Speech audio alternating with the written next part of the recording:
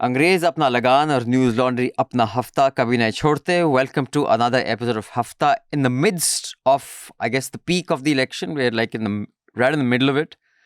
And earlier this week, it was the third phase that concluded in Maharashtra, Gujarat, and some other parts which we will come to.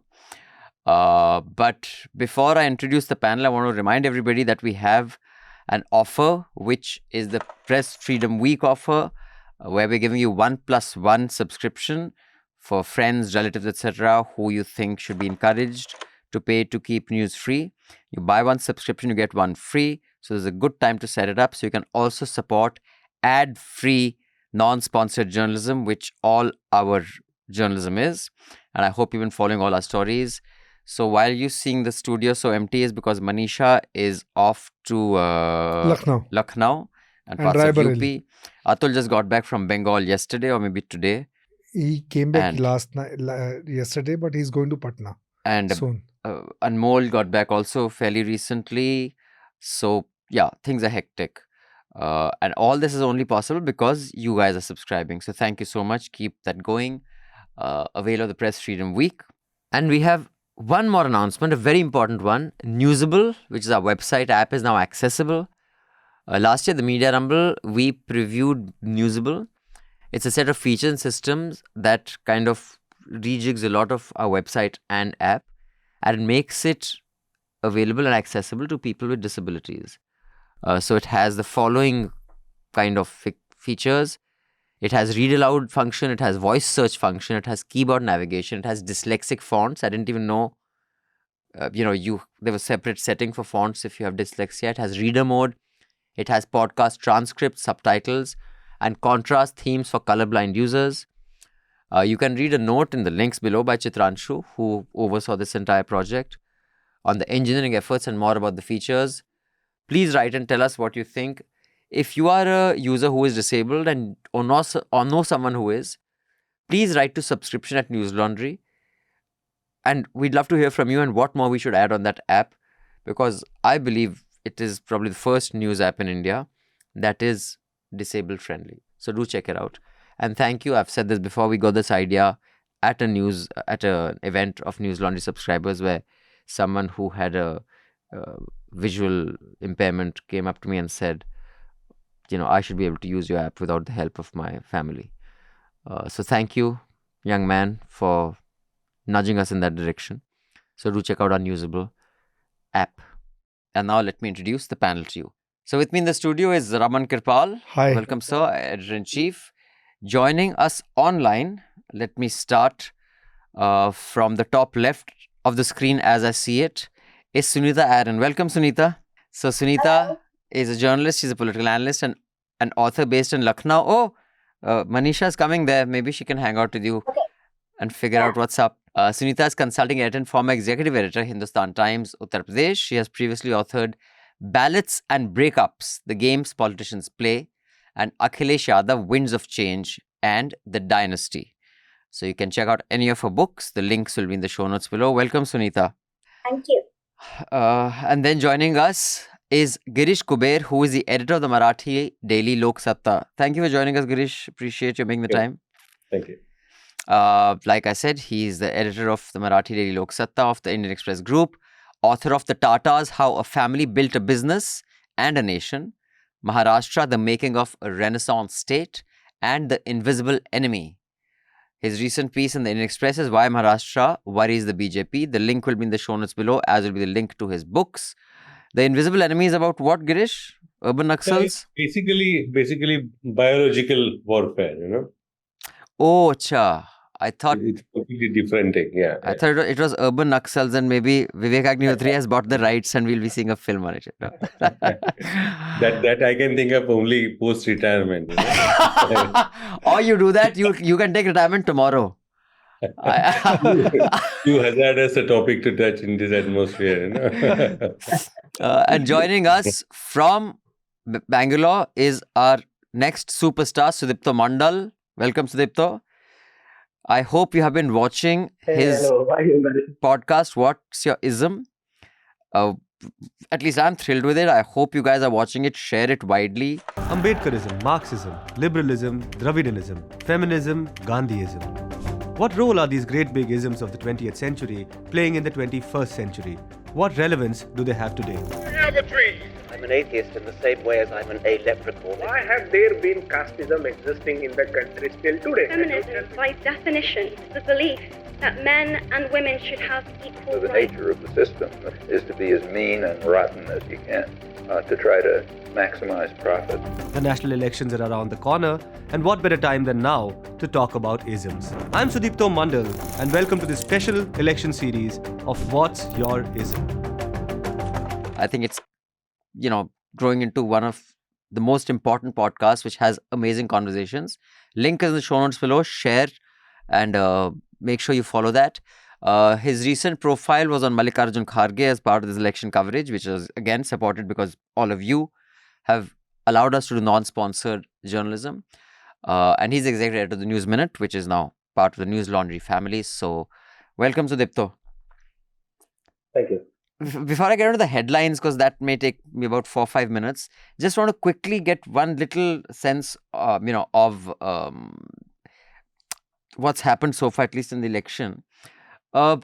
This morning, I saw in the newspaper, the front page was because of this clip of the Prime Minister. मैं आज तेलंगाना की धरती से पूछना चाहता हूं, जरा ये साझादे घोषित करें कि इस चुनाव में ये अंबानी अडानी से कितना माल उठाया है, काले धन के कितने बोरे भर करके रुपये मारे हैं, क्या टेम्पो भर करके नोटे कांग्रेस के लिए पहुंची है, क्या सौदा हुआ है? आपने रातों रात अंबानी अडानी इनको गाली देना बंद कर दिया। जरूर दाल में कुछ काला है। Indian Express says, how much did Adani-Ambani give you? PM asked Congress. Rahul says, let ED probe them. And then they've done a fact check, no sudden silence. The Times of India also, the front big headline. Now, I was just curious, and I'd love to know what the panel thinks. I mean, I saw it as a passing speech. During a speech, everyone payloads everybody else, but it doesn't really mean that someone has abandoned one industrialist and clutched onto the other. I was a little surprised to find this on the front page of all the newspapers, but again, I'm not a journalist and I have not really been. I just want to get the views that why is this so important to be on top? Because he has named Adani? Like, what's the big deal? Don't they do that in every election, everybody? You want to go first, Girish? Yeah, I mean, it indicates the horrible contradiction. Number one, Rahul till now used to accuse the BJP for being hand in glove with the Adanis and Ambanis. Number one. Number two is that it's just not the mention. The allegation that kuch deal kiya hai kya? I mean, it's just not against Rahul. He also has painted these two industrial houses officially, we can say, or deal karne wale. And number three is truck full load of cash. Tempo. Tempo bhar ke cash. But you see this as an indication of something more than just political rhetoric, because where he made this speech was Telangana. Adani's got some 4 ports there. It's a local issue. Or do you think that it is also veiled threat to those guys that don't put your weight behind anybody else? Yeah, that's exactly I was coming to that. So there must have been the political grapevine. The story is that these these two houses must have paid significantly for electoral election expenses to Congress, and it must have been taken note of. So it must be kind of a warning to them. I mean, that also is an angle. But interestingly, he talked about cash, and from my point of view, I mean, what happened to the demonetization? It was supposed to be against the. That no one even mentions. There should be no cash with anyone to actually, and yet these, hundreds of crores are being recovered. Promised us to eliminate basically black money also. So what happened to that? Yeah, that really didn't work. Sunita, what do you make of it? Is it big enough to be on the front page top headline in all the newspapers? Just because it's Adani-Ambani? I mean, why? Well, I think any political narrative during the elections, it becomes interesting, and especially when you have Adani and Ambani. And it has been basically Rahul Gandhi's, if you look at it, there is a diatribe going on. But this time the Prime Minister took the initiative of naming them. Definitely there is a message. I 100% agree that there is a message. Perhaps both, as well as to Rahul. And deals, I don't know, ever since this election started, or even before that, money, stacks of money you have seen being recovered in various rates. So what we are talking about, black money going away after the demonetization. I think ED and CBI have recovered a whole lot of money. They're very rich, the government, the amount of money they've got it. So black money is in circulation, as it appears. And if you look at it, every phase the narrative changes. From every phase, and nobody is talking about electoral bonds, a subject that could have been talked about. Right. Nobody is talking about the manifestos and all that. Every phase there is a fresh issue which they discuss. Maybe they're trying to, there's so much of fatigue factor. It's entertainment also. Also, I mean, I was watching TV day before yesterday. I thought Sam Petroda had become the prime ministerial candidate from the Congress. Then I realized it's just general. But Sudipto, from you, headline material, this statement, it is in your neck of the woods, Telangana. Headline material, nahi, but gossip material, definitely, because, the elections are, they described as a game of chess and all of that, right? It's an open, you have 100 moves which open up as options. So in this scenario, the talk on the ground after this statement from Modi was simply nahi mila kya is baar, right? Because obviously, it's as that's the first thing that comes to mind, and that's the first thing that I picked up from a lot of people. I was in Hyderabad and things like that, and you could see on social media a lot of people are saying, does that mean that the money has moved elsewhere? Does that mean that industry is now betting on some other parties? I mean, so many speculations. I think these speculations are what need to be discussed, because until the elections, what do we have to do? Exactly. We can only speculate. Time pass. So this is one of the speculations I really love, where people were talking about that means something has happened. Adani-Ambani have not given any money to the BJP. Maybe they've given it to the opposition. These are the exciting conversations we should bring into this thing, right? These speculations. So who's in Telangana right now from our team? Shabir was there until recently. Oh yeah. So please check out this very, very, very important story from Shabir, which is up on YouTube. Shabir Ahmed is our Tamil Nadu bureau chief, but he's also somebody who's covered the South over the last 15 years.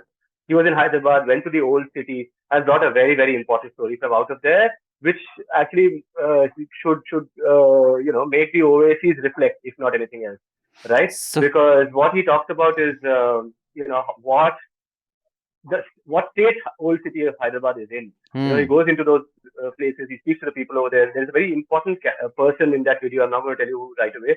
You should go and watch that video. But there's a very important person in that video who Shabir features, who says that I am stepping out of the election. I could have given this guy a real run for his money, but I'm stepping back in the larger interest of, let there not be a dividing votes. You know that, dividing the vote. This is a very, very important story. It talks about infrastructure, right? It talks about how in the whole of Old City there's just one hospital, right? And the OACs have been in power for how many years now? Over there? So these are critical things. And the last thing I want to say is that, Abhinandan, you must have seen the reporting of the news minute. Of course, we take the right wing very seriously. We do definitely go after them without any apology. But I think we also hold the so-called secular parties to higher standards, and that's a very important thing, to do, because I think if you fail to do that. On that, I've been getting a lot of calls from many leaders who are upset at the interviews that have been conducted by our team. That have you also become Modi bhakts? So my only counter to them is I say you've forgotten what interviews are. You see, because everybody sees the interviews that Mr. Modi gives. Opposition leaders think they'll also get the same interviews. Basically, if let's say Rahul Shiv Shankar or one of these Godi media is interviewing PM, the expectation is when the journalists who are not Godi media interview opposition, they should give the same treatment they give to PM. And when they don't get it, they start calling me that your reporter has asked this. I said, but that's their job, right? why should they not ask you questions? It's because Modi's not asked questions. I think interview की परिभाषा बदल गई है. Leaders have forgotten what interview is. But before I go to the headlines, then I'd like, the grapevine from UP and Maharashtra from our guests. Raman sir, do you think this is headline material? It was a speculative dig at Rahul Gandhi. And I think PM openly for the first time has spoken about Ambani and Adani, in this fashion. So that's a big deal. Speculative dig with lots of gossip value. So yes, I think media will lap it up, but I think Express has done a good job by also fact checking. Yeah, right next to it is the fact check. And just listing out all the Rahul Gandhi speeches in which he has spoken about Adani and Ambani. No, and also I think in the context of today, JJP writing to Haryana governor that they'll support if the Congress forms a government, and this whole the Haryana government being in minority, clearly the people are hedging. So I guess it's justified if people think that there may be a slight change in the power dynamic in the center. But I'll just get to the headlines before we get into the detailed discussions with our guests. The Bahujan Samaj Party chief Mayawati on Tuesday sacked her nephew Akash Anand as the party's national coordinator and a political successor, quote unquote, until he attains maturity. This comes 10 days after the MCC violation was registered against Anand for using objectionable language. And I've also got a list of all the speeches he's made in the last couple of weeks. Then on Tuesday, in the phase 3 of the Lok Sabha polls, Baramati among 11 seats went to the polls in Maharashtra. This is the Pawar bastion. Elections are heating up there. Modi called Sharad Pawar a wandering soul. Pawar said the PM has lost his balance. Uddhav Thackeray was addressing a rally in Kolhapur. He apologized for ever seeking votes for the Prime Minister. And meanwhile, another little lattu has been thrown with Pawar saying smaller parties should merge with the Congress. But the voter turnout in the third phase total was 61.44%. And we'll come to this. Then Haryana, 3 independent MLAs, like I said, withdrew their support to the BJP government and joined the Congress camp. The Congress has demanded fresh elections in the state. JJP's Dushyant Chautala announced that he would support any move to topple the BJP government. But I read a piece today that you cannot actually conduct a poll right now or even a floor test. I'm not sure what the rules for that are, but maybe the other senior veteran journalists would know. Then the Arvind Kejriwal bail plea, which was being heard on Tuesday, that is 2 days ago. The Supreme Court underscored that interim relief will only be granted if Kejriwal does not discharge any official duties, as it may have a cascading effect. They had said that the next hearing is going to be Thursday next week, but apparently they're also hearing it tomorrow. But as we are recording this, the ED has said that they will file a charge sheet tomorrow and they have named him as an accused. Because so far he wasn't. Yeah, but I think the newspaper reports today, they suggest that tomorrow is going to be... They will hear it. The bail plea. Right. Decide, not hearing. No, they'll decide. They'll decide. Okay. Because the court did say that we may decide on Friday itself. But so there are reports. So does today them naming him accused and refiling a charge sheet have any, implication on that, or? I don't know whether Supreme Court is going to take note of it, because charge sheet means the trial in the lower courts. So Supreme Court has nothing to do with the charge sheet. Then former Karnataka Minister H.D. Revanna was arrested by a special investigation team in an abduction case. His son and the primary accused, Prajwal Revanna, has still not been located. He's supposed to be somewhere in Germany.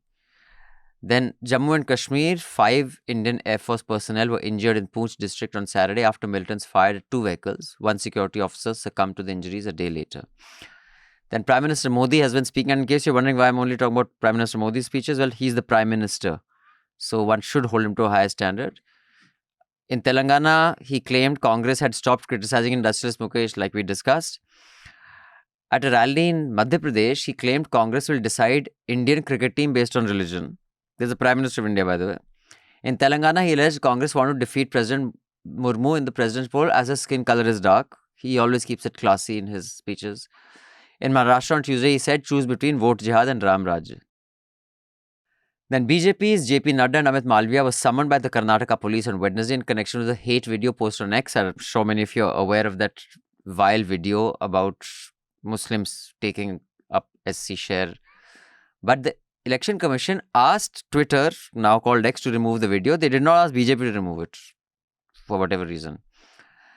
Then Sam Pitroda on Wednesday stepped down as chairperson of the Indian Overseas Congress because of his remarks on that we are so diverse. I mean, I honestly think his remarks are not racist or bizarre. They're just spun in a direction which is, and there's no, yeah, exactly, yeah. It's not the time to discuss anthropology and yeah, exactly. And also the messaging has to be very quick. How out of touch the guy is, yeah? Like he's a fossil from another era. Exactly. He's a fossil. I mean, during the run-up, you only say what will benefit you, and that's it. Not a word more. Then the Enforcement Directorate recovered unaccounted cash worth 25 crore from the house of domestic worker employed by Sanjeev Lal, the personal secretary of Jharkhand's Rural Development Minister, Alamgiri Alam. The kind of money that people keep as cash, man, just blows my mind. Then the Telangana police will reopen investigation of death of University of Hyderabad's Dalit research scholar Rohit Vemula, who died by suicide in January 2016. This was reported by the News Minute. It came hours after the media report said Telangana police had filed a closure report on the case. And in fact, there were many reports of him being denied his identity. We shall discuss that as well. Then Air India, I'm sure all of you are aware of, yesterday 90 flights were cancelled by the hundreds. Senior cabin crew members reported sick. Only 25 have been fired. I want to know why were 25 fired when 300 reported sick. It would be interesting to see. Today, the government has issued a warning or whatever notice to Indian Airlines that no one should be inconvenienced. Then the Delhi High Court has ordered the release of NewsClick's human resource head Amit Chakravarti nearly 4 months after he was granted pardon after running approval in a case filed against the news website. Meanwhile, the founder, Probir, still languishes in jail. And we've run a report on the charge sheet, right? Yeah. And some of the most bizarre claims have been made in that. Absolutely bizarre. And there are no corroborative evidences and no material evidence to six statements that have been recorded under Section 164.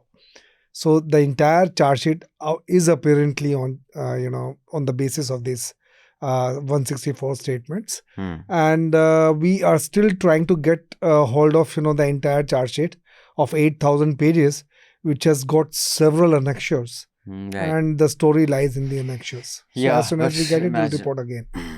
And that's the same week, Times now did an interview with Modi, where Modi did not have to say that there is nothing wrong with our democracy. The anchors are only saying, if it was a dictatorship, we would not be able to even ask you, isn't that true? It's embarrassing, these guys. And then days after AstraZeneca admitted in court its vaccine would lead to thrombosis, the company on Wednesday announced that it is withdrawing the vaccine globally due to a surplus of available updated vaccines. They made it clear that the side effects have nothing to do with them withdrawing it. Those people are speculating otherwise. And in this week's Adla Badli, former Delhi Congress chief Arvinder Singh Lovely joined the BJP for the second time. And this time he said, I will never leave again. Yeah. No, he said he'll quit politics. But he'll not leave BJP before that. But he will never ever join Congress again. Acha, okay. That's what he said. Then Radhika Khera, former national coordinator of the Congress media department, has also joined the BJP. Congress MLA from Madhya Pradesh, Bina Assembly seat, Nirmala Sapre, also joined the BJP. Former AAP MLA and Delhi's Social Welfare Minister Raj Kumar Anand joined Bahujan Samaj Party, BSP. And he has not jumped from any party, but Shekhar Zaman, after his fantastic revival in Hira Mandi, has joined the BJP. So you can watch Hira Mandi and then say, he's not contesting elections. So he's not. Do what you want. So let me now just come to the panel. Since it was Maharashtra that just went to the polls, I noticed there was an India Today anchor who described the clash of Supriya Sule and her sister-in-law as, the wife versus the sister, as if they have no identity of their own. Like basically it is Ajit Pawar's context. Ek Ajit Pawar ki behan hai, matlab one lady is fighting another lady. They were not even named. Ajit Pawar's wife fighting Ajit Pawar's sister. मैंने कहा बेटा आप करोगे gender की बातें and later at night they will do this gender शेंडर हमारी तो वाइस चेयरपर्सन वुमन है ये वो but at least what we got from the people I spoke to, and Girish, you're a veteran of that space, the people genuinely are very conflicted because they have genuine love for the family and they don't know which way to go. So what do you make of an election like this? Because I think there was an article a few weeks ago in Express that Maharashtra's a pollster's nightmare. So let me put you through that nightmare and tell us, how are you reading what's happening there? No, it's quite confusing. Number one thing is that there is no statewide agenda for these polls, So there are 48 constituencies and 48 elections, 48 elections agendas, So there is nothing that binds the entire state. And also, as far as this power thing is concerned, see how politics plays out. It was not initially Ajit Pawar's wish to field his wife. That's what everybody and the political sources say. It was BJP who was insisting on fielding Ajit Pawar is better off. Because that brings out the divide in the family and the whole agenda this election. And since last 2.5 years is to demolish two political families, the Thakres and Pawars, That's been a big challenge for the BJP because they are in the way of BJP managing the state, which is number 2 in, But what is Sunita Pawar's background? Has she ever been a part of, never, ever. Okay. Never, ever. And she's not from a political family either? Yeah, the political family in the sense, since she married to Pawar family, that's how she... It's not like she comes from another political family. Oh, I see. No, nothing. Okay, so no clear agenda here, I see. So, but is there a wager that is Mr. Sharad Pawar still the big guy who will decide everything there, or his? Yes, it's still very much there, and that's exactly troubling the BJP. The man is. I mean, that's what I wrote in the Indian Express. I mean, there are two miscalculations. One is about Ajit Pawar's influence. They thought he will bring in lots of votes and some constituencies will be with him. And another miscalculation was Senior Pawar's kind of a tenacity to take on challenges. To use that word, he's at a sweet spot because he's not going to gain anything except proving his mettle, again. But he has nothing to lose. I mean, that's how he is looking at the battle.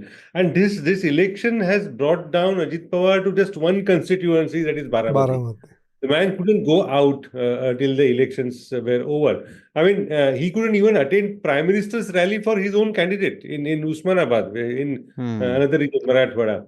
So this has actually exposed Ajit Pawar's limits, and also it has brought to kind of a dangerous level. If he loses, and there is every chance that his wife may not get elected, that will be kind of a serious climb down for himself in the BJP, because what is he going to argue for in following assembly elections?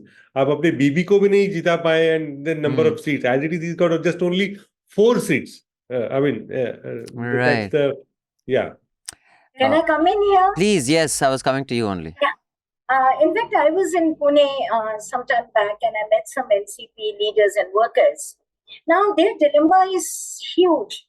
Their loyalties are to the Pawar, Senior Pawar, but they see the future somewhere with Ajit Pawar because, he's the political figure, whereas Senior Pawar's daughter is not so much of a figure. So they were in such a dilemma and said, we never thought that family will have any such problem. They thought they are very united and they'll never have any rift. And they went to the extent of saying that Ajit Pawar should have opted for jail instead of Deputy Chief Minister's position. He would have emerged as a leader of Maharashtra if he had gone to jail, if that is what he was fearing. Exactly. So it was very interesting. And Devendra Fadnavis used to say ahead of elections, rightful place for Ajit Pawar is Arthur Road jail. And this is public statement by Devendra Fadnavis. So it matches whatever you And as for the gender issue which you raised, you see, she got the ticket because she is Ajit Pawar's wife. Perhaps she never came out. Supriya is a different thing. Sharad Pawar was grooming her. So it's very unfortunate that when wives and daughters are fielded, they lose their identity. Yeah, it happens completely. But, staying with you, Sunita, you're in UP. Also, this book that you wrote on Akhilesh Yadav, what do you make of him and his whole identity. At least last election, it appeared to some that he wasn't very serious. He was fighting because that's my job, but matlab, there was no passion there, because he was getting too comfy and he's not struggled his way to where he is. So what do you make of your state where you are in? But I will just want to take this one little opportunity to show what he said to Anjana Kashyap during an interview, which I saw. I was like, chalo, neta bol raha hai kisi zamane mein, while netas' budgets run the channels with ads, no matter which political parties, he's saying that people should subscribe. I was like, wow.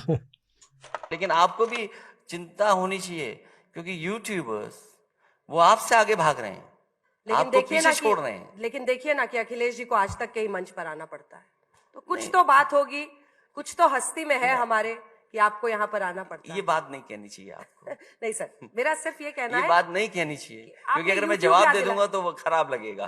पता है, मेरे से सहमत ना हो लोग, लेकिन YouTubers और यूट्यूब चैनल्स पे लोग ज्यादा भरोसा कर रहे हैं. वो सोचते हैं ज्यादा सच्ची और ईमानदारी के साथ खबरें हैं, क्योंकि वो सब्सक्रिप्शन पे चलता है.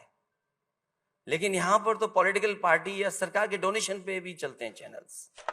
But Sunita, what do you make of UP?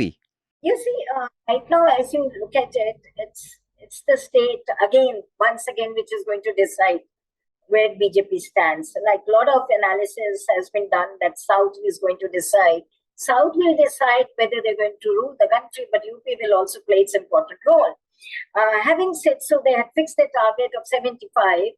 And now after Rahul and Akhilesh came together, a better chemistry, better coordination, they are giving a big challenge to BJP.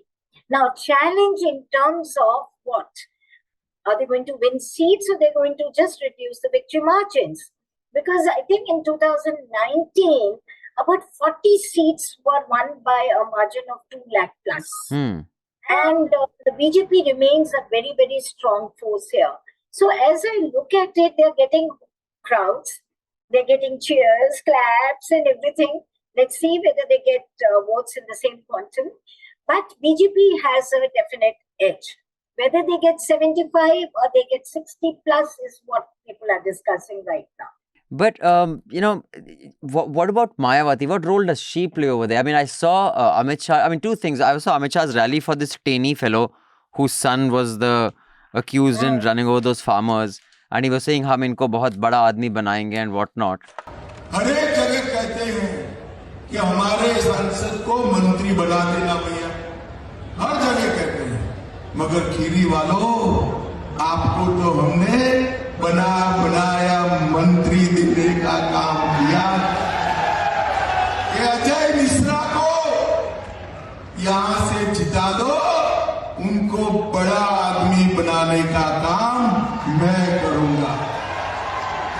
Quite, I mean, there is just, it's very sad. I guess our electorate doesn't really give a shit, but to talk about this man in such, the second most powerful man in the country, talk like that is quite embarrassing. But I see the chief minister quite underused and absent in the UP campaign. Is that because he's on it? And what about Mayawati's role? I mean, that whole accusation that comes at her that, she, also there's speculation she's removed Akash because, there's a list of speeches that he made, and all these speeches of his, Gorakhpur, Nagina, Unnao, they were all attacking the BJP, after which she removed him because she doesn't want that to be the primary enemy. Is there some, in your view, merit in that theory? Okay, now quickly I'll answer the first issue that you raised about farmers' killings and other things. All these public issues don't get votes. The elections are not decided. I don't know why. The voter which they protest year-round, Unnao, Hathras, all these cases, but when it comes to voting, they don't vote on these issues. So that answers your question, why politicians get away with it.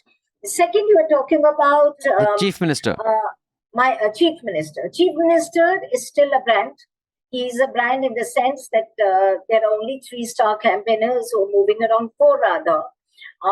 Your Modi ji, Amit Shah ji, and Rajnath But I am Singh not ji. seeing many of his speeches or videos. Is it just that he's not being covered, but he's doing as many? Sometimes because the national media Is may be obsessed with. covering Okay, got the it. national leaders more than the state leaders, but there is a demand for Yogi. I see. Today, you like him or you don't like him. Irrespective of that, he is a brand. He is a person who's in demand. As people are demanding from Maharashtra also. I know for sure that there were some calls that they wanted that he should address meetings there. So Mandir is not an issue there. Though Hindutva is not such a big issue there, it's more of the splits in the parties and the confusion that prevails in Maharashtra. I remember last time Bihar didn't want him. He wanted to come. They said, don't come. Nitish Kumar This time wasn't there's keen. a demand. Yeah, okay. Okay, then the Akash Anand thing that you're talking about. You see, he returned from London in 1719. He was made national coordinator. And about a few months back, I think in December, she announced him as his successor. Mayawati has been under pressure to announce her successor. And she always said that I'll do it at the right time. And it will be somebody very young.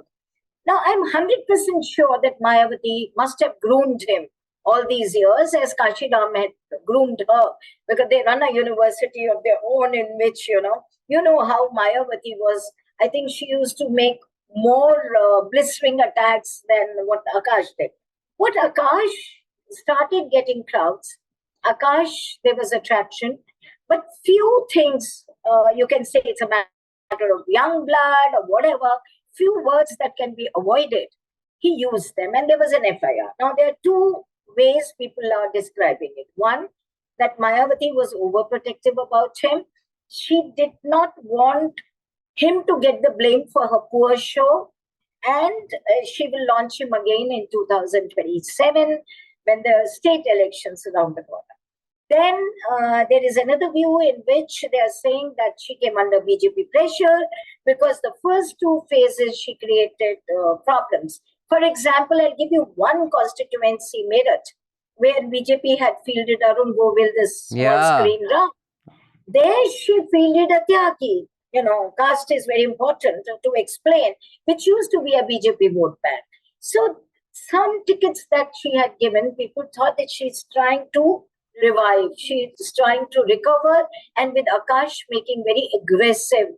And generally Dalits in West UP, they were very upset with Mayawati after she became very reticent, reserved, not visible at all.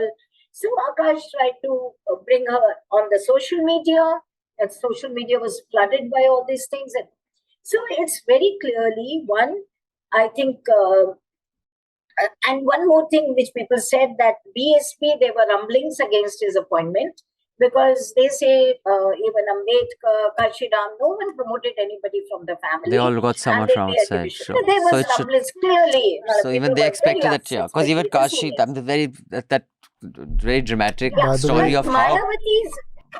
Having said so, Mayawati is not the one to listen to anybody, as Kashiram had never bothered about anybody's protest when he was, elevating Mayawati.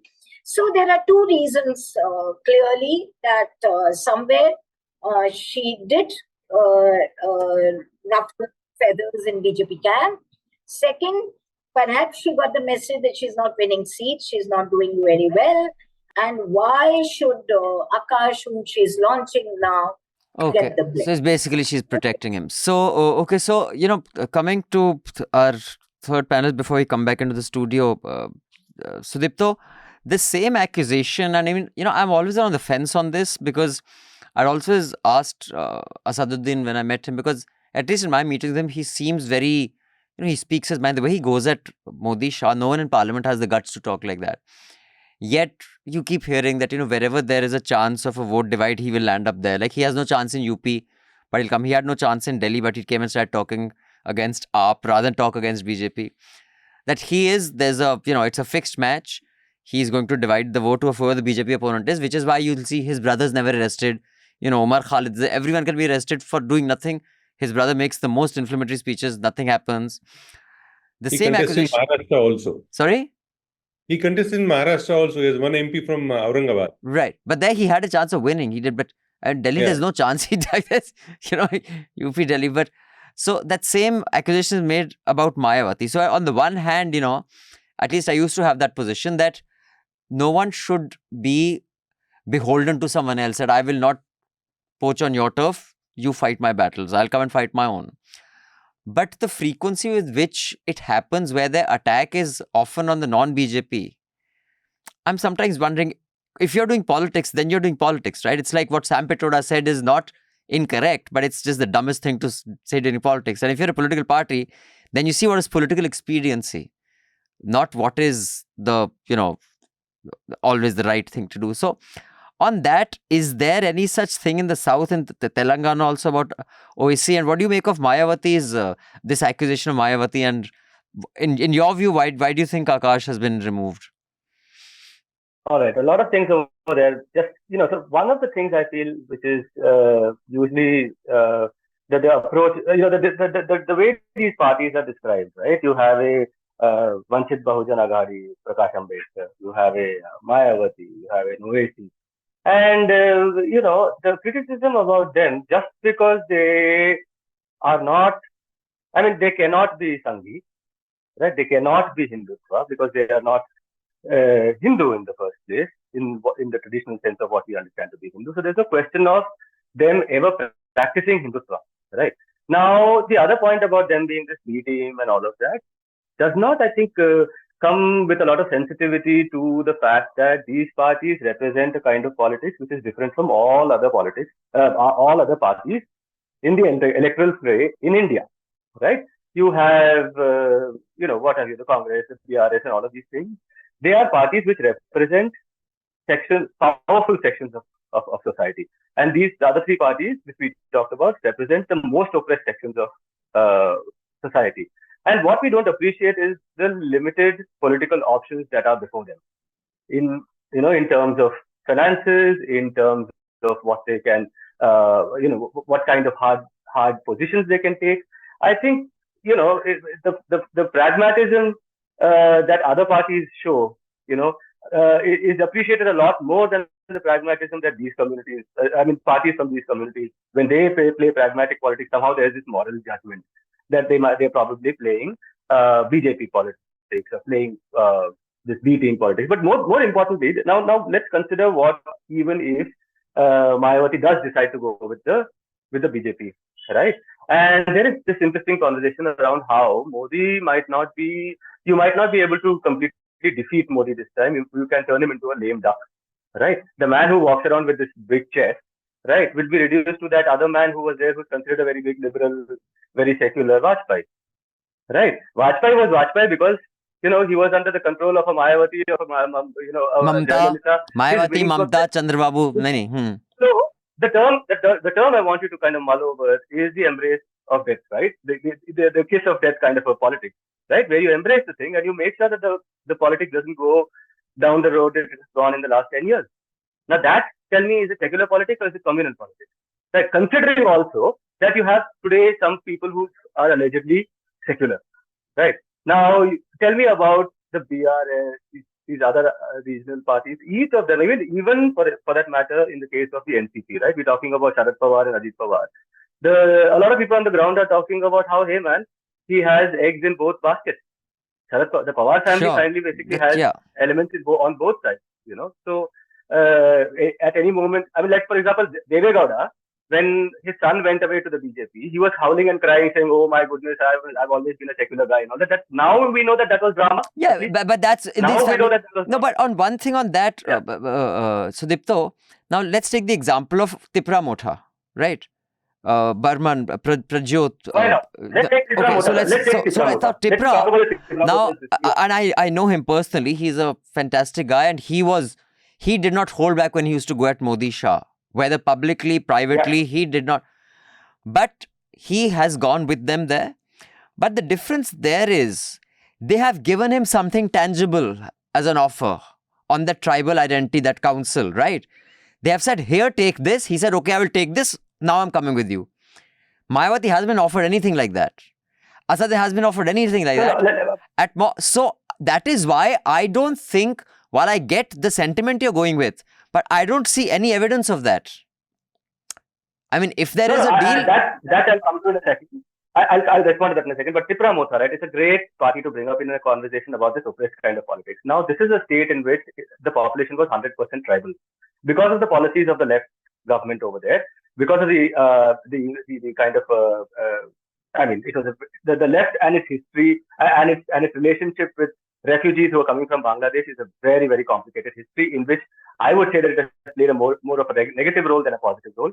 And because of its policies, in the last few years since the 60s, it has become 50-60% Bengali and 30% tribal. I mean, this in another part of the world would have been considered genocidal, right? Now, the interest of a community like that, which has suddenly overnight become a minority in its own land, okay, the kind of politics it will have to play will have to take into consideration what so-called secular parties have done with that, right? So, therefore, I mean, I'm just putting that. Yeah, but he was given something tangible. When has Mayawati been given anything tangible? I mean, no, I'm not talking. That I don't know. What the deal is and all that I don't know. That will probably play out. Same can be argued about Prakash Ambedkar. Yeah, I'll just come back to you, Geeta. One sec. Yeah, Girish, can you go ahead? I'll just come back to Sunita. Same can be argued about Prakash Ambedkar. He was not given anything tangible according to political, but he's always considered as a BJP's B team. You know, so they have a unique term for such people. They got a vote katwa. Right. So they will cut into a vote. Right? But you know, Girish, just staying with you, and then I'll just come to Sunita. I'll come back to you, Sudipto, because you're going to be with us throughout till the end. Girish, you know, Maharashtra has been the hub of the social revival movements, the reform, whether it's, you know, the Phules, whether it is Ambedkar, you know, the biggest giants, the literature, theatre. But yet, as a political force, why is it UP the one, or, you know, the other parts that, what is it that makes Maharashtra where these people come from, but finally the politics there it is not consolidated the way it is successfully been done in some other states? See, I mean, what you said is right. It's a land of all this political thought. Even extreme right was also born in Maharashtra. Yeah, exactly. Now, everything comes from there. Yeah. Gandhi's killer also is from Maharashtra, and Gandhi's guru also is from Maharashtra. Both belong to same caste, you know. In fact, Kanshi was ideologically trained in Maharashtra. He was in Pune. Came in contact with Ambedkarite thought when he was working for the defense workshop in Pune. So that is true. And there is another thing about Maharashtra. You know, Maharashtra as a society has never backed fully regional parties. You know, it's always has sided with national parties. So right. even after emergency, when entire India was witnessing Indira Gandhi was completely being wiped out, Maharashtra stood by her. So unlike South or say West Bengal, there are genuine local parties, you know, something that has done work in Maharashtra. Shiv Sena on its own, when Balasaheb Thackeray was around, it never gained, I mean, not even half the state, you know. So this is something peculiar to Maharashtra, I suppose. But you want to weigh in on this whole thing before I go to Sunita on, is it about, like Sudipto said, they are just held to a different standard because their community, and I remember, you know, in you know, many of the writings of Baba Ambedkar also, him saying that for our community, whether it's the Brits or whether it's a ruling Brahmin class, it's the same for us. And in fact, and he has very mischievously used this quote, Arun Shourie, and called him a British toady in that book, Worshipping False Gods. But I mean, it makes rational sense for your interest and for your community's interest. But what do you make of it? Is it more the Tipra Motha kind of politics they're playing, or is it, you know, it isn't going to help the community as a, because helping the community is different from helping yourself and your family. That keep me out of jail, make sure I'm rich, and I'll do your bidding. That's not helping the community in any way. So that. So there, I'm just a quick point to the question. Same question. You know, just an additional point over there to what Abhinandan said is that, hey, look at the MBA.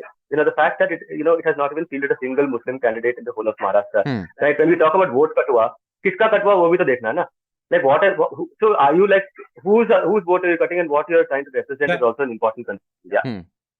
I agree. This is see, Baba Saheb Ambedkar and Prakash Ambedkar, just because they share the same surname and the family, we need to separate, as a political entity. Currently, Prakash Ambedkar plays a different politics. So that can't be. See, I've seen him since, say, when Pramod Mahajan was around and was managing Maharashtra, the way his candidates were fielded in constituencies. See, in last election also, 2019, as many as six places, 6 constituencies, Congress lost because of Prakash Ambedkar.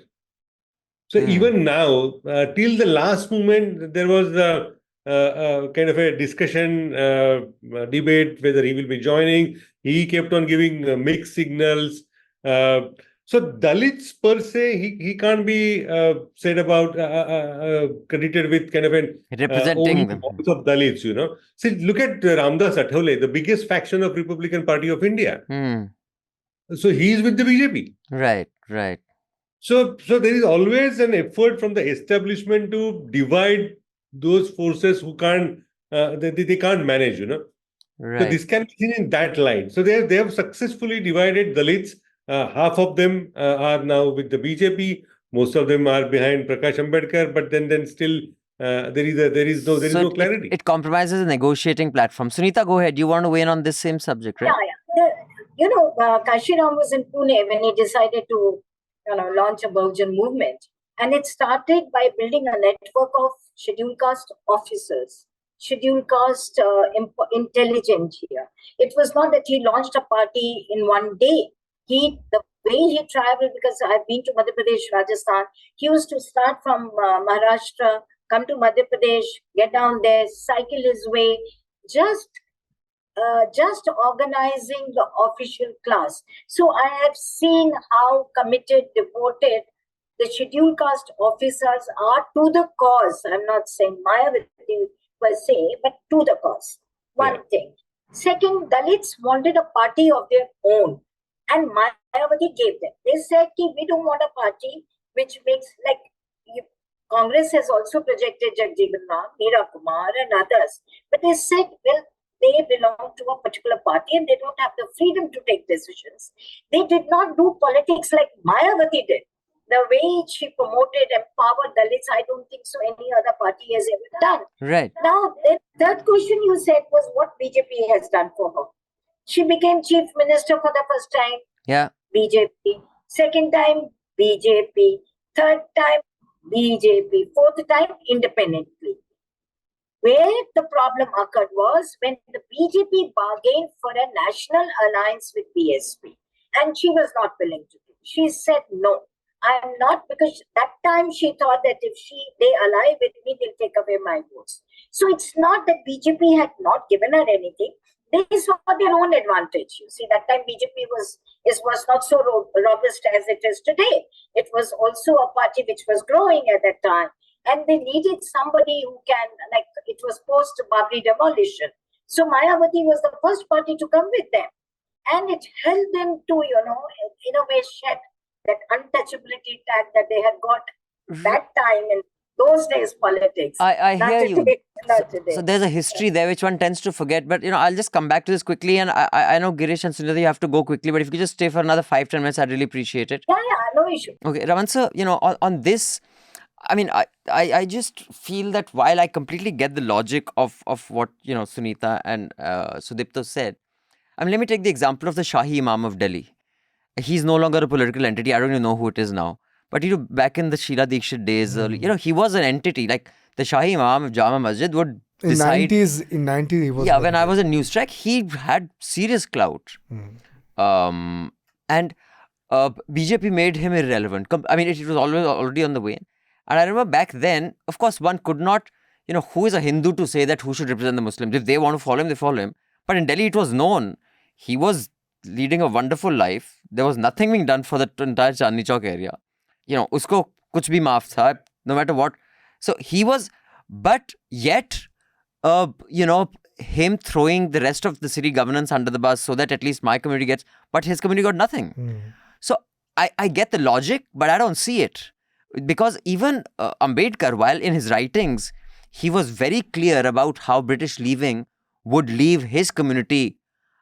At least under the British, there was a rule of they could not be, treated like this. Although when we interviewed Manoj Mitta and he uncovered all those laws, I don't think anyone done that kind of primary research. And there were actually laws written by the British where there was a separate law for Brahmins. They could get away with murder, literally. You could murder and you would not be punished. Whereas if you're a scheduled caste, way lower. So even the British wrote those laws. It wasn't like they were very fair. Well, Ambedkar, he never went out and actively participated in a protest saying, no, British stay, Congress go back. He got the bigger picture, which is why he was a leader, which is what we expect of leaders. I mean, I can say, yeah, you save my business and I'll back your government no matter what you're doing to the country. Ambani, Adani, they'll do that to any government. I don't expect that from a leader, whether that's Mayawati or Shahi Imam. And again, who am I to decide? But I just think that's a rational point which can be made. But on that, what is your take on all of what we've said? Because we haven't come to you yet. Now, since we are discussing Mayawati, I feel that she is a reluctant politician. Now? No, not now. Since 2019. Okay. If you see her politics and the way the number of votes that has been reduced, just look at, just quantify the things. In the manner the leaders were chosen for elections.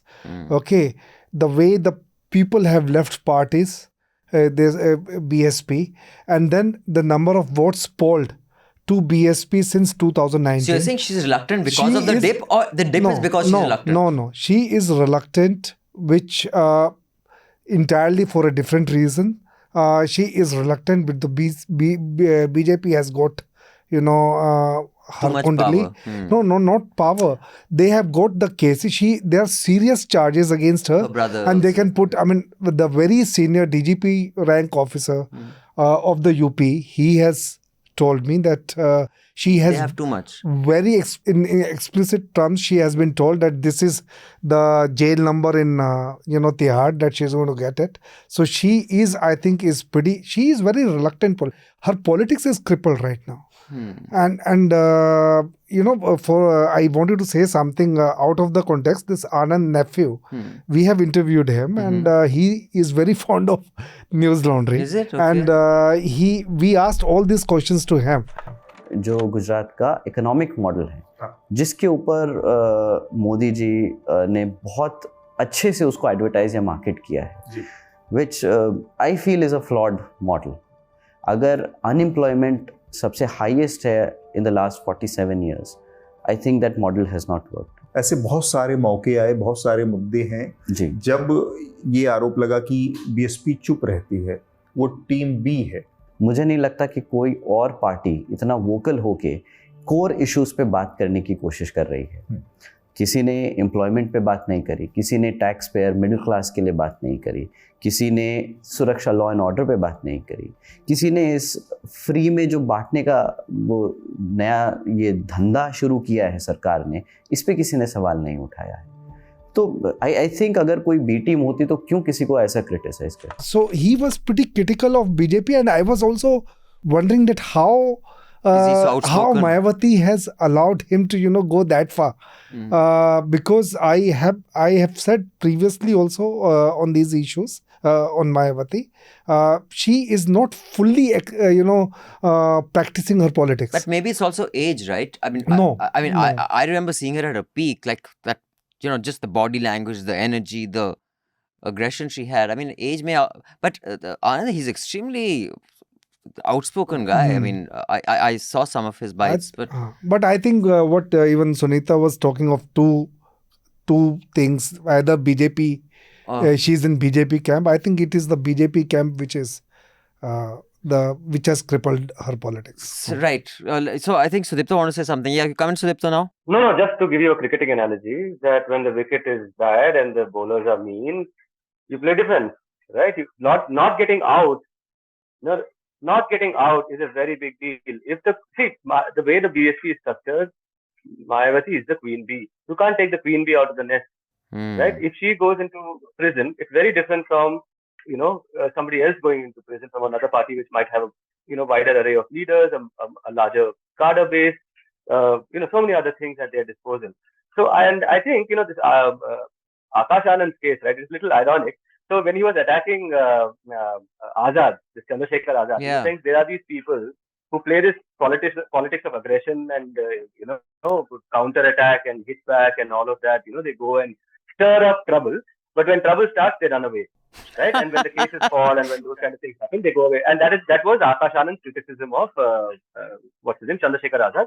And this can be said of Jignesh Mevani also, and it's a matter of fact because Jignesh Mevani, for example, he did this entire chalo na and all of that, क्या गाय की पूंछ तुम रखो हाथ तोड़ देंगे पैर तोड़ देंगे touch us and all of that. He has this huge rally in Una, and then what happened? The exit routes out of Una were blocked by the upper caste people, so that the 18,000 people who gathered for the meeting could not leave the town of Una, and whoever went to the border was getting beaten up. And I've reported about this. And the same man who said we will hit back and all of that, he vanishes from the spot and leaves for Ahmedabad, leaving all the 15,000, 40,000 people over there to figure out how their way back home, right? Balubhai Sarvaiya, the main target of that attack, right?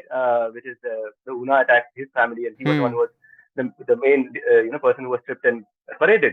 He was sitting in the police station till 9 o'clock in the evening, hoping that he would get a ride back home to Mota Samadiala, which is his village, right? And Jignesh Mevani was nowhere part of that scene. And there is some truth in this thing of playing for the cameras, which the BSP doesn't do, right? So for Akash Anand to have done that, to have put the entire party and line and structure at risk, because my party is very clear about what the case with hum nahi lad sakte because actually that's very interesting. Yeah, that's very interesting take. I never thought of that. Basically, what they were trying to do with AAP, you put Arvind and Manish in jail. AAP can disintegrate. I mean, it kind of can. And in Mayawati's case, that's even more because in UP, it's way more competitive. Delhi is geographically tight. You just have to control like a very small area. But so, before we let our two guests from outside the News Minute, Newslaundry family go, Girish and Sunita, your closing remarks and your recommendations before we say goodbye on all of this or anything more that you think we may have missed in the current week of election heat. And is this the peak? You think from now it will be downhill? Or there's still some more action to come? Why don't I go to Sunita first? I think there's more action to come, at least in UP and I think in other parts also. We are heading towards Ayodhya and Varanasi.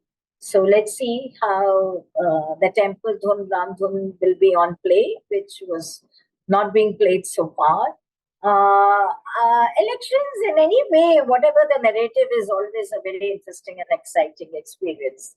So, and let's see how this Akash Anand factor will also unroll. How would it impact Samajwadi Party? Because she has changed candidates in 14 constituencies. And Jaunpur and some constituencies, it's very clear that it's going to help. It's BJP, advantage BJP. So let's see. And then we have Amethi and Raebareli. Why to forget that? Oh, yeah, of course. I forgot all about that. Raebareli. So Raebareli, Rahul, Priyanka is holding forth. And I don't know, Amethi, a lot of things are coming out from Amethi. Yeah. So the seat to watch is Amethi this time. It's between Smriti Irani, the five-brand leader, and the manager of the. So we have a lot of things happening. I see. And Girish, closing remarks from you about this election. Anything you want to add? Yeah, Baramati was for the media actually. The real battle also will be now. Mumbai is yet to come. So when Adani's and Ambani's are already there in the play, and Mumbai going to polls next week will be much more fun. City with something like 40,000 crore budget, which is bigger than even 6 smaller states. So Right. that will be the real play, out in the open for the political.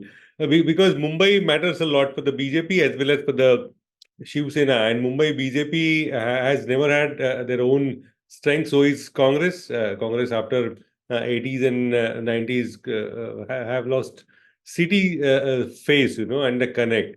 And the only force that mattered till now was Shiv Sena, and now which is really split.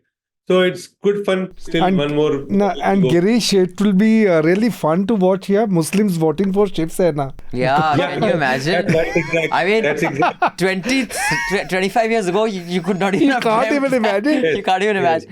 In fact, that was when I think for them the choice could be lesser evil. That might be the case.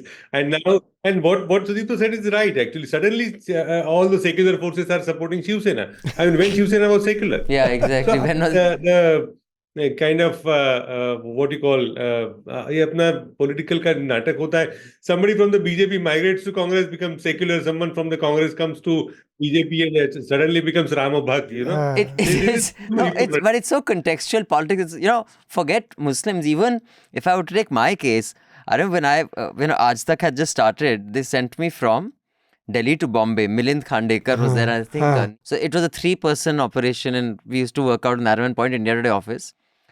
And I don't know what had happened. That Jessica Lal thing had happened, I think, in Delhi or the year before that. And I went and I said something about Bal Thackeray. I said, what does he think? How he said something like ridiculous. So the accountant in India Today said, "Hey, Delhi ka babu," and I was 23, 24. Delhi mein sab chalta hoga. Don't talk about Bala Sahab like this here. I said, I'm in the India office. The accounts guy there, the admin, he said, you don't talk like this here. I was like, seriously? You, my colleague in India, is going to threaten me that I can't talk about Bal Thackeray? I wrote this searing piece about Bal Thackeray for NDTV like 4-5 years later. And now when I read it, I'm like, dude, today I look at Uddhav and his son as the mellow forces. How far have I come? Why blame others? I fully agree. I asked Uddhav because in one of the Lok Sabha event, he started talking about global warming. I said, you are telling Shiv Sena guys about global warming? I mean, there can't be a bigger joke on that, But the funniest part was that Bala Saheb Thackeray was never Hindutvavadi. Shiv Sena was never Marathivadi. I mean, Shiv Sena is like what you call an organization of lumpans, the way it came up. Yeah. The political structure it got much later, I mean, when they realized the utility of being in power. Right. But as a political structure, Shiv Sena was never forced to be reckoned with, But two of your parties don't have any structure, the Shinde and the Ajit Pawar. Yeah. Shinde, there's no structure at all. Under the BJP support. Otherwise, these parties will vanish. And your election in charge is from UP. Right. But thank you so much, Sunita and Girish. Before I say goodbye, your recommendations for the week that could enrich the lives of our listeners, other than your books, which the links are in the show notes below. Anything else you want to recommend? Sunita, you want to go first? I was told till September when I was holding the editorship, I was only reading the mails that were flooding my mailbox and nothing else, I used to run away from other things. Films I never saw, but two I saw recently, Chamkila, and one was that series, Mamala Legal. Both were very interesting, and I think they were very close to reality. And Mamla Legal, I never liked Ravi Kishan as an actor, as a politician, but as an actor, he was pretty good. Right. And Chamkila was just beautiful. Yeah, I love Chamkila. And the treatment also, I really liked it. Yeah. So these two, if people have not seen, must. Although, I mean, the one criticism I got from people, I really liked it because I get the context of Chamkila. He was from the, most pichhda hua varg of Punjab, which is also hugely casteist. In fact, they have this very horrible term for the people from, the Dalit community who became Sikhs. But people who have no context of Punjab said, oh, that was an undercurrent, we didn't get it. So I was like, maybe that was a wasted opportunity. It should have been maybe spoon-fed because someone who's from the South or Bengal doesn't know Punjab. They said, oh, acha, that was that angle. I was like, you didn't get it? They said, no, we didn't get it. I was like, oh, damn, okay. But I loved the film. Otherwise, listen to the brilliant singing of kids on one of those programs. Yeah. Oh, we have such huge talent. I love it. Yeah, okay. So, Sudipto, I think you want to say something before I go to Girish with for recommendation? Sorry, Sudipto, start again. You froze. Sudipto, wait, you froze there for 5 seconds. So just start again. Just go out and come in again, Sudipto. Yeah, if he exits and comes in again, it'll be better. In the meanwhile, I'll talk about my... Yeah, Girish. I'm really weak on this OTTs and the new series. But the book which I'm reading is absolutely fascinating. And I'm sure I would love to actually recommend to all of you. It's called Einstein on Politics and his thoughts on politics. It's so timely to read, Really? It can get a good relief actually in the terrible heat of Indian politics, What was his politics? Was Did he? No, his thought on politics, basically being internationalist, and because currently, why it makes sense, looking at the Israel and the Gaza and sudden talk about being anti-Semite and those things, I mean, this is really an eye-opener. Right. But thank you so much, Girish. Thank you, Sunita. Pleasure having you. Looking forward to what you have to say about elections. Hopefully, we'll speak again in the future. Sure. Thank you so much. All right. Bye. Bye. Bye, everybody. So we had lost Sudipto because of technical glitch. Yeah, you were saying something about Chamkila before the network went bad on us, Sudipto. Yeah. I was just trying to plug another piece that appeared in the News Minute. It was by Dr. Shubkaram Deep Singh. I hope I'm saying the name right. It offers a very interesting point of view on Chamkila counter narrative. So there's all of it which the film has shown, and there's a lot that it leaves out, and that's what the piece is about. So please, Abhinandan, you should take it out definitely because you're from there. I definitely will. Giving a shout out. Yeah. I'll definitely read it for sure. But so just stay around for a bit more. We'll just address some of the emails that have come because I want to plug a story that News Minute has done, and we've got actually a email from a subscriber on this. So before the subscriber's mail was read out, I was thrilled to see that News Minute had already done a story on it. So this is, I'll move to the emails. We only entertain the communication of subscribers. So if you're a subscriber, you can send your mails to podcasts, that's a plural with an S, podcasts @newslaundry.com. Please in the subject line write Hafta because there are emails that come for our other podcasts as well. So podcasts@newslaundry.com, Hafta in the subject line, or you can just click on the link below. It opens out this window and you can send your communication directly. So please do send us your communication, your critique, your suggestions, whatever you think we're doing well or not well, what you think we should improve on. It would be very useful.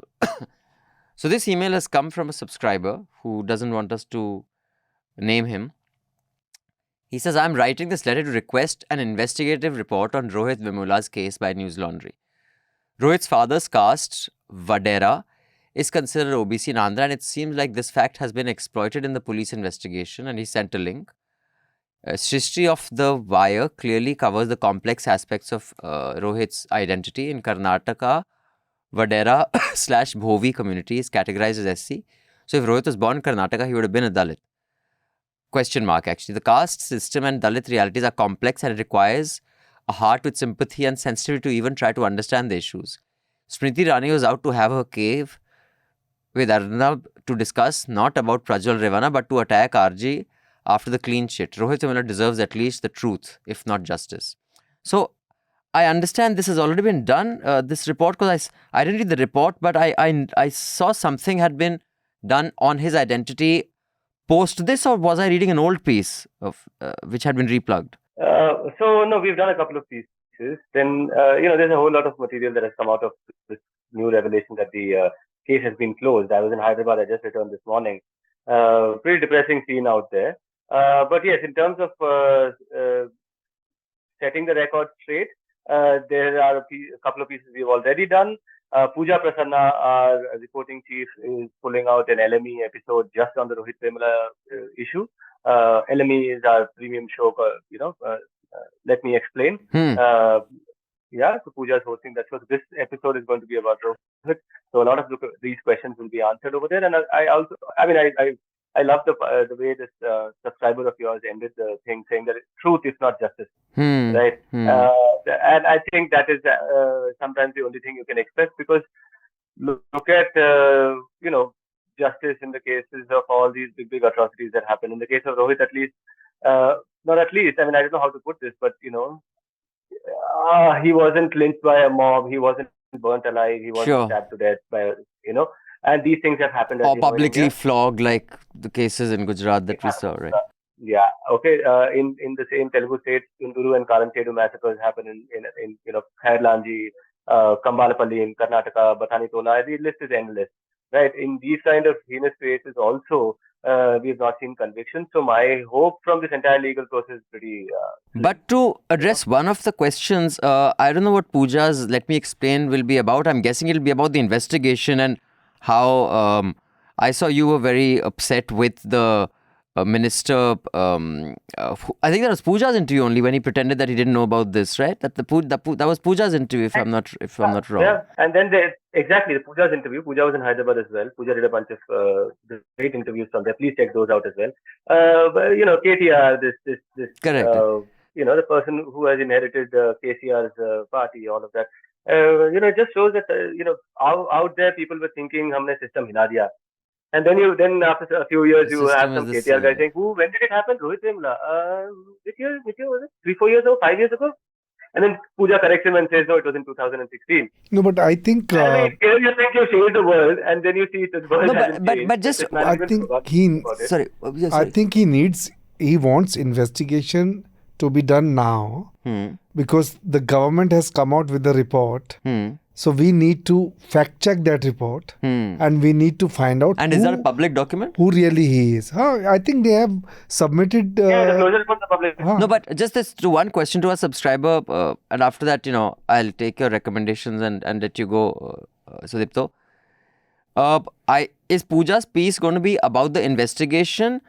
Because this one question about the complexity of identity, that bit, if she's going to explain, we can wait for that. But if hers is only about the investigation, then that is something that is a specific question here. See, I don't really know. I mean, I try to keep myself complete. I mean, not I gave her a few points and stuff like that. But I think she'll know best as to what her area of focus is going to be. Like you said, there is the question of the identity. There is the investigation itself. Right. And then for me personally, I think the bigger question is the politics behind it. Because when something like this happens, the focus is often on the things that you said. Yes. Is he a Dalit? What is this question of identity? And to that, Rohit himself in his letter refers to that point, right? Where he says that I was reduced to my immediate identity. It's not about his identity. It's about what happened to him in that campus. How he was treated by the management, how the union government used its might against the students, all of that. So that actually is the real question. It's about impunity. It's about how laws exist, but they don't apply. And they don't apply because of impunity. The impunity comes from the fact that there's a bipartisan consensus between all parties which are led by feudal, landowning, upper caste individuals, right? And there is a bipartisan consensus over there saying that हमारे बीच में जो भी we may be BRS, Congress, this, that, all of that. This Dalit issue though is not part of ours. It never becomes the mainstay in any case, right? So before I ask you for your recommendations for the week, Sudipto, just one question. I know this was a part of the newsletter, the Newsminute newsletter.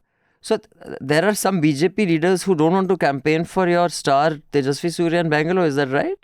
And why? What is it? Is it he's too precocious or he's too... The inside information, I don't know. I've just come back from Hyderabad.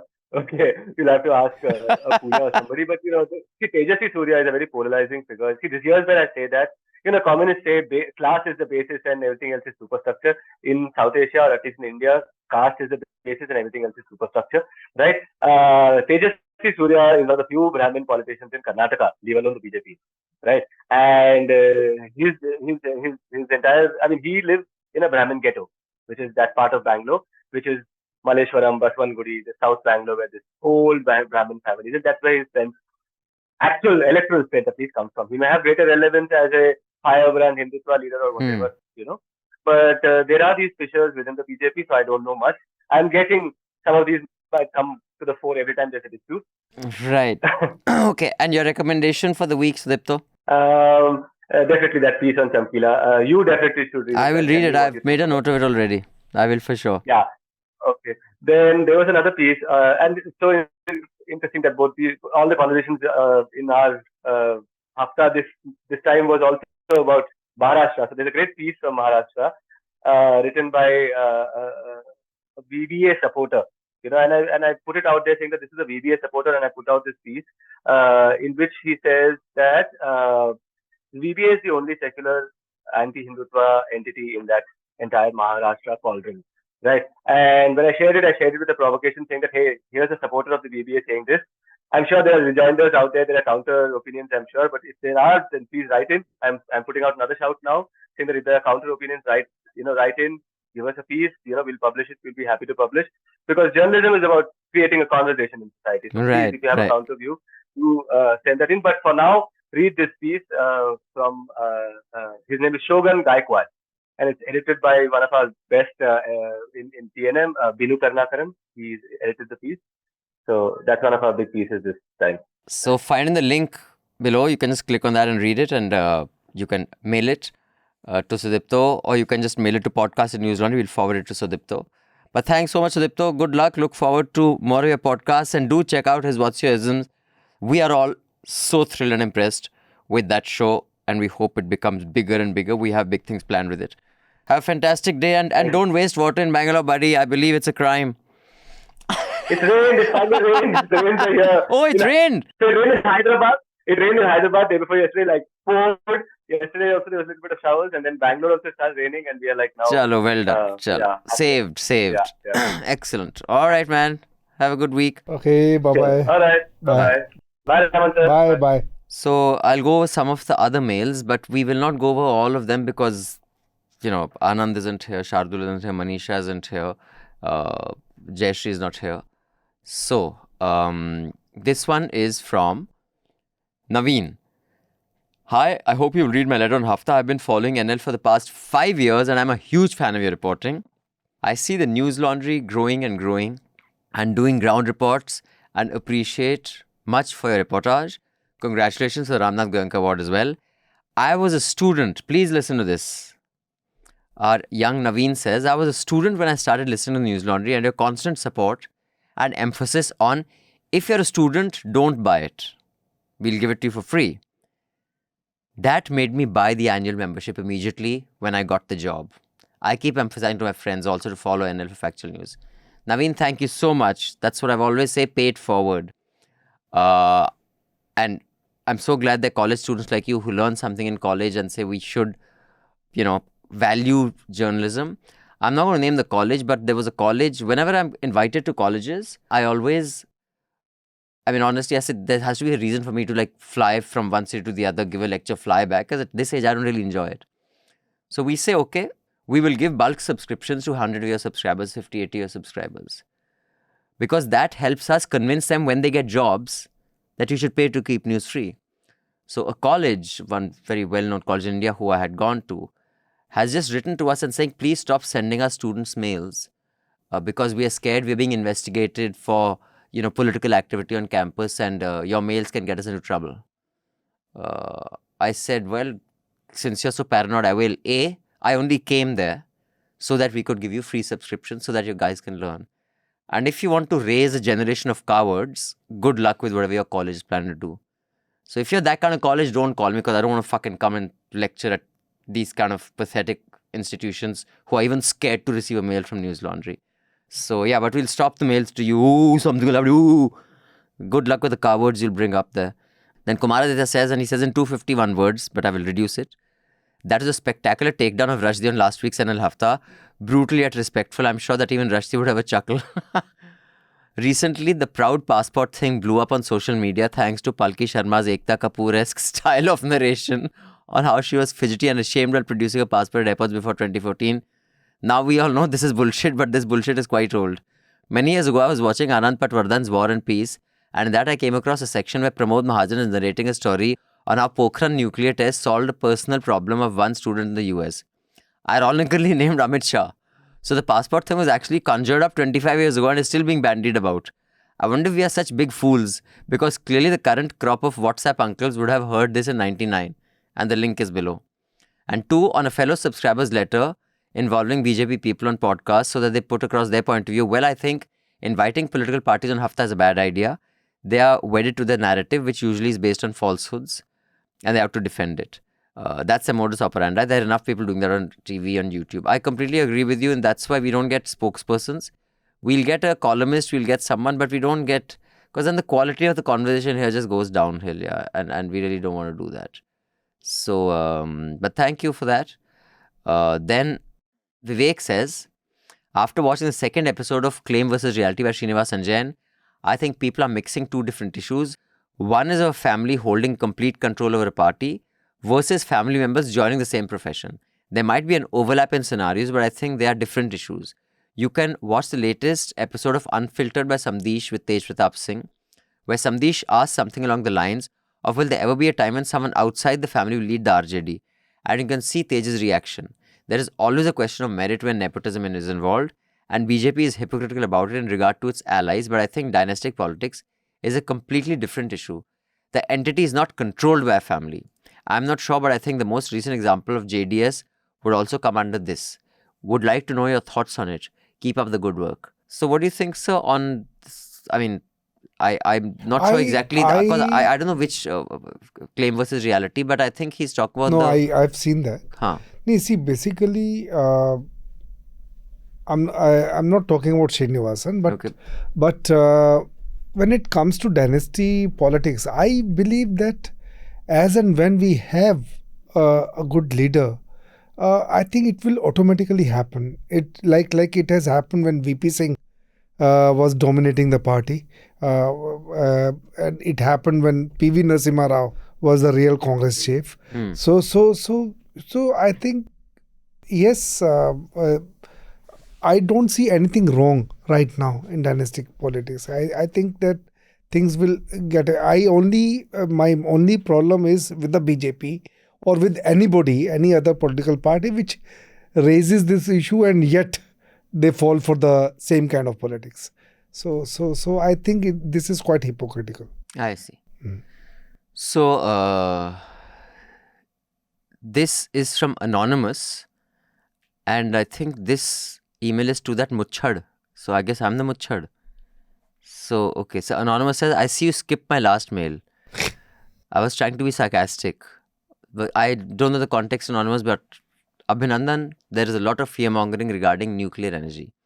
There is not that much that humans have created that can survive an earthquake of magnitude 9.1 on the Richter scale and a follow-up tsunami. Also, small-scale nuclear power plants are not near as dangerous and can't be contained in the case of disasters. Nuclear power is needed in a lot of industries to replace fossil fuels because renewables just won't be able to generate the consistent voltage required in those industries like steel and aluminium. Problem is, nuclear plants can't be left on the hands of the private sector.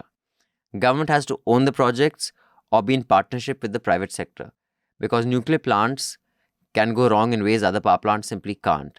But currently our government is in a mood of privatize everything, so we have to change that first. A government has no business in not being in business. And his last mail is, this is to that Muchhad. You got a lot of those hopeful subscriber mails, so let me ground you a bit. I bought the annual subscription with the well-being allowance that I got in my first job. Well, I hope you're being well then. I had 3,000 remaining in that allowance, and if I wouldn't have used that money in time, my company would have eaten it up at the end of financial year. So I had two choices, Hotstar or Newslaundry. Hotstar is easily piratable. So I went in Newslaundry. This year I've already used up my allowance, so tough luck. I'm also planning on quitting the job for higher education, so I'll have to survive on meager savings for the foreseeable future, so no subscription during that period either.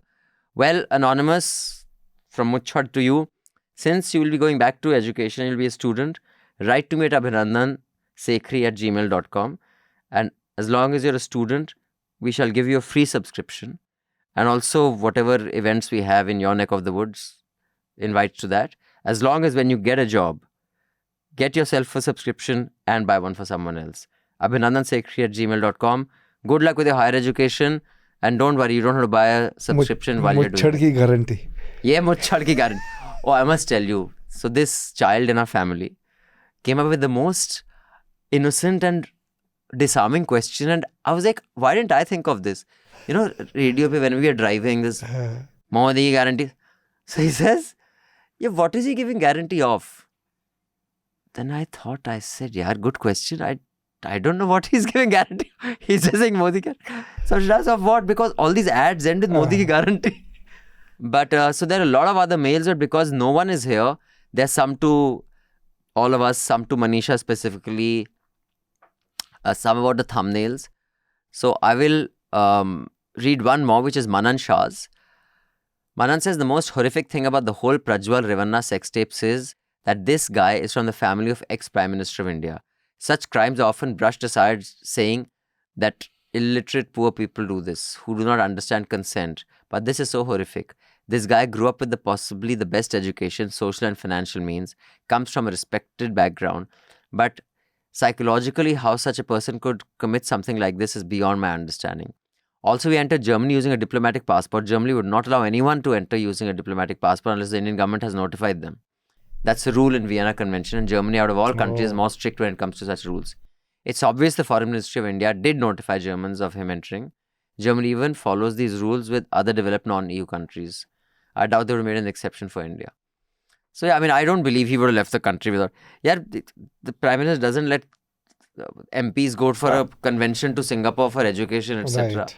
Kahan par they would have let him go. So, we'll read the rest of the emails next week when everybody's back, hopefully. So, let me leave you with what are our recommendations for the week. Raman sir? Mook Naik has done a series of, political stories. The series is, focusing just on the scheduled caste constituencies. So we speak so much about, the development of this scheduled caste and all. So we thought, why don't we pick up these constituencies which are represented by the scheduled caste only and what all has happened. So there are 5 or 6 stories that we had planned. So I think that series I'll definitely recommend. Then the 2 movies, the biographical movies, one was Chamkila, of course. And second, Imtiaz Ali has done beautiful job, I think, with the film.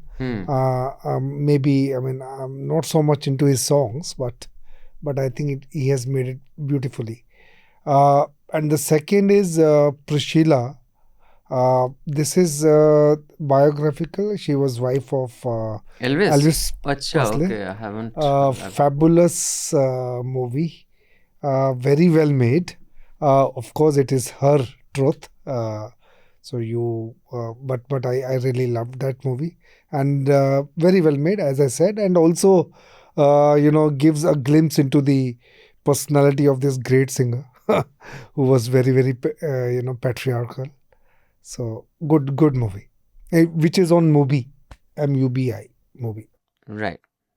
So, my recommendations this week are the following. One is because everyone has been talking about this super crap series, which this guy's been such a wonderful spoof of.